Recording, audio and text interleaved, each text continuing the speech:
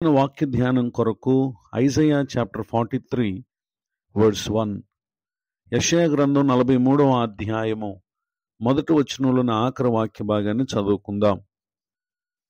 భయపడకుము, పేరు పెట్టి నిన్ను పిలిచి ఉన్నాను, నీవు నా సొత్తు. చదవబడిన ఈ వాక్య భాగంలోని దీవెన నా ప్రియులకు మీరందరూ పొందుదురుగాక. వాక్య ధ్యానం కొరకై ప్రార్థన. ప్రేమ కలిగిన మా తండ్రి, మీ వందనాలు. నేడు చదవబడిన ఈ వాక్య భాగం ద్వారా మమ్మలను దర్శించమని యేసుక్రీస్తు నామమున బ్రతిమాలు ప్రార్థిస్తున్నాను తండ్రి, ఆమేన్. చదవబడిన ఈ వాక్య భాగంలో మన ప్రభువారు తన ప్రజలతో ఆయన సెలవిస్తున్నటువంటి మాట ఏంటంటే, భయపడకుము, పేరు పెట్టి నిన్ను పిలిచి ఉన్నాను, నీవు నా సొత్తు. ఈ మాటలు వింటున్న నా ప్రియ సహోదరి సహోదరులు, పలు పరిస్థితులు మనలను కృంగదీస్తూ వేదనకు బాధకు కారణమై ఎటూ తోచని పరిస్థితులలో ఎందరో నశించిపోవుటను మనం గమనిస్తూ ఉన్నాం. ఈ మాటలు వింటున్నటువంటి మీరును అట్టి పరిస్థితిని ఎదుర్కొంటూ ఉన్నారా? అయితే ఈ దినం మనతో ప్రభువారు మాట్లాడుతున్నారు. మనకు ఎదురయ్యేటటువంటి ఏ పరిస్థితులను గూర్చి అయినా, ఈ జీవితం భారం అనిపించినా, ఎంత కష్టపడినప్పటికీ తగినటువంటి అభివృద్ధిని ఆశీర్వాదాన్ని చూడలేకపోతున్న స్థితిగతులైనా దేనిని గూర్చి మీరు భయపడనక్కర్లేదు. ఇదిగో మీరు నా సొత్తు అని చెప్పి ప్రభువారు ఇక్కడ మనతో మాట్లాడుటను మనం గమనించగలం. గనుకనే కీర్తనకారుడైనటువంటి దావీదు గారు, దేవునికి మనం ఏ విధముగా సొత్తు అయి ఉన్నామో, ఆయనకు మనం సొత్తుగా ఉండటానికి, మానవ జీవితానికి ఆయన ఎంత ఆధారంగా ఉన్నారో తెలియపరుస్తూ ఉన్నారు. Sam 139, 13, 14, 15 stanzas. 139వ కీర్తన 13వ చరణం నుండి 15వ చరణం వరకు రాయబడినటువంటి వాక్య భాగాల్లో, నా అంతరింద్రియములను నీవే కలుగు చేసితివి, నా తల్లి గర్భమందు నన్ను నిర్మించిన వాడువు నీవే. నీవు నన్ను కలుగు చేసిన విధము చూడగా భయమును ఆశ్చర్యము నాకు పుట్టుచున్నవి, అందును బట్టి నేను నీకు కృతజ్ఞతాస్తుతులు చెల్లించుచున్నాను అని మాట్లాడుతూ 15-16 చరణాల్లో 15 and 16 స్టాంజాస్, నేను రహస్యమందు పుట్టినాడు, భూమి యొక్క అగాధ స్థలములు విచిత్రముగా నిర్మింపబడినాడు, నా కలిగిన ఎముకలను నీకు మరుగై ఉండలేదు. నేను పిండమునై ఉండగా నీ కన్నులు నన్ను చూచెను, నియమింపబడిన దినముల్లో ఒకటైనను కాకమునుపే నా దినములన్నీ నీ గ్రంథములో లిఖితములాయను అని చెప్పి ఇక్కడ పలుకుటను మనం గమనించగలం.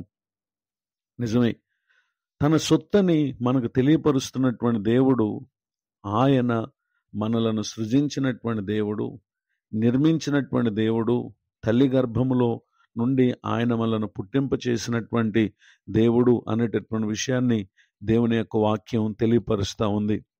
ఆయన మనలను పిలవలసినటువంటి కారణం ఏమై ఉంది, ఏ పరిస్థితిలో ఉన్నామని చెప్పి దేవుడు మనల్ని పిలిచి ఆయన మనల్ని ధైర్యపరుస్తున్నారు అనేటటువంటి విషయాలను గురించి మనం పరిశీలన చేస్తే, first episode of Peter chapter 2 verse 9, Pethuru రాసిన మొదటి పత్రిక 2వ అధ్యాయము 9వ వచనం, అయితే మీరు చీకట్లో నుండి ఆశ్చర్యకరమైన తన వెలుగులోనికి మిమ్మలను పిలిచిన వాని గుణాతిశయములను ప్రచురము చేయు నిమిత్తము ఏర్పరచబడిన వంశమును, రాజులైన యాజక సమూహమును, పరిశుద్ధ జనమును, దేవుని సొత్తైన ప్రజలై ఉన్నారు.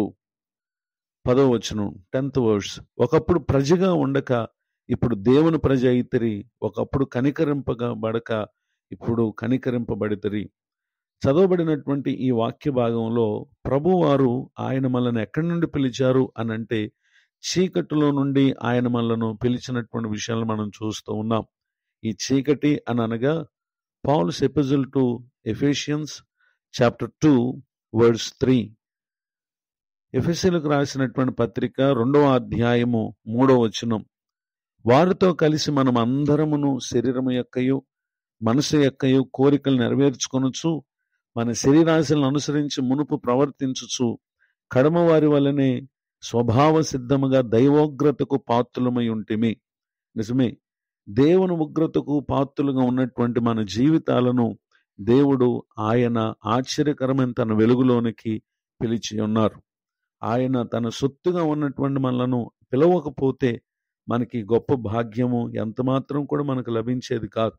అయితే ఇప్పుడు తన సొత్తుగా ఉన్నటువంటి మనల్ని పిలిచినటువంటి దేవుడు ఆయన గుణాతిశయములను ప్రచురం చేయాలని ఏర్పరచబడినటువంటి వంశముగా, రాజులైన యాజక సమూహముగా, పరిశుద్ధ జనముగా, దేవుని సొత్తైన ప్రజలుగా ఆయన మనలను చేసుకున్నటువంటి విషయాన్ని ఇక్కడ దేవుని యొక్క వాక్యం సెలవిస్తూ ఉంది.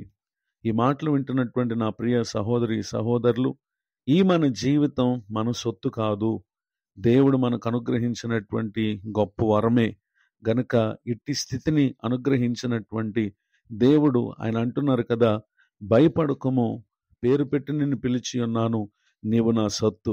గనుక జీవిత, కుటుంబ, ఆర్థిక పలు విషయాల గురించినటువంటి భారాలను బట్టి ఎంత మాత్రము మీరు కృంగిపోక, ఆధారపడక, ప్రభు తట్టునకు గనుక మనం తిరిగినట్లయితే నిశ్చయంగా ఆయన మనల్ని దర్శిస్తారు. కనుకనే Paul's first epistle to Corinthians, chapter 6, verse 19. అపోస్తలుడైనటువంటి పౌలు గారు కొరింథీయులకు రాసినటువంటి మొదటి పత్రిక 6వ అధ్యాయము 19వ వచనం. మీ దేహము దేవుని వలన మీకు అనుగ్రహింపబడి మీలోనున్న పరిశుద్ధాత్మకు ఆలయమై ఉన్నదని మీరు ఎరుగరా? మీరు మీ సొత్తు కారు. 20th verse 20వ వచనం. విలువ పెట్టి కొనబడిన వారు గనుక మీ దేహముతో దేవుని మహిమపరచుడి అని ఇక్కడ తెలియజేయటను మనం గమనించగలం. గనుక ప్రభువును మహిమపరచుటకే దేవుడు మనల్ని తన సొత్తుగా చేసుకుని ఉన్నారు. మనము మన సొత్తు కాదు గనక ఎక్కడ కూడా మనం ఘనతను మహిమను పొందటానికి తగిన వారం కాదు. విన్న ఈ వాక్య ప్రకారం ప్రవర్తించి ఆయన అనుగ్రహించేటటువంటి ఆదరణ, నెమ్మది, క్షేమము ప్రియులకు మీరందరూ పొందాలని కోరుతూ ఈ మాటలు ముగిస్తున్నాను. ప్రార్థన. ప్రేమ కలిగిన మా తండ్రి, మీ కొందనాలు. నేడు విన్న ఈ మాటల ద్వారా మమ్మల్ని మీరు దర్శించినందుకు స్తోత్రం. కృంగిన వారిని, దుఃఖితులను, ఆదరణ లేని పరిస్థితుల్లో ఉన్నటువంటి ప్రతి ఒక్కరిని కూడా ఇప్పుడు మీరు దర్శించుదురుగాక. దైవజనులను, వారి కుటుంబాన్ని, సేవా పరిచయం దీవించండి. మరి యొక్క నూతన సంవత్సర దయాకిరీటాన్ని దినం పొందిన మా ప్రియులను ఆశీర్వదించండి. ప్రతి ఒక్కరిపై మీ కృపా కనికరములు చూపి మేలు చేయమని యేసు క్రీస్తు నామంలో ప్రార్థిస్తున్నాను తండ్రి. ఆమేన్. తండ్రి, కుమార, పరిశుద్ధ ఆత్మదేవుడు తోడ నడిపించును గాక. ఆమేన్. నేడు